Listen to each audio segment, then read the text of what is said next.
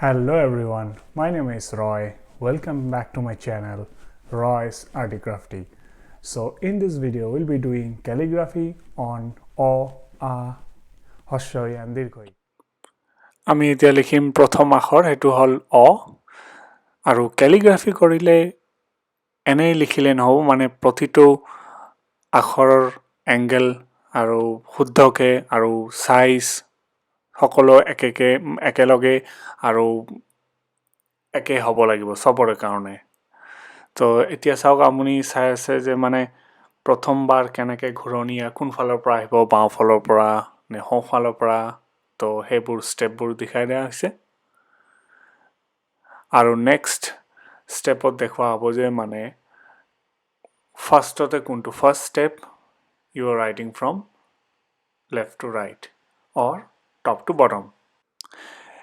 এতিয়া নেক্সট আমি চাম যে এংগেলবোৰ কেনেকৈ লিখিব লাগে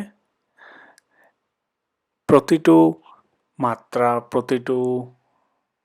আকাৰ হেই এংগেলটো যে কাৰেক্ট হ'ব লাগিব হেইটো চাওক কেনেকৈ ইয়াতে কৰিব লাগে একেদৰেই আমি এতিয়া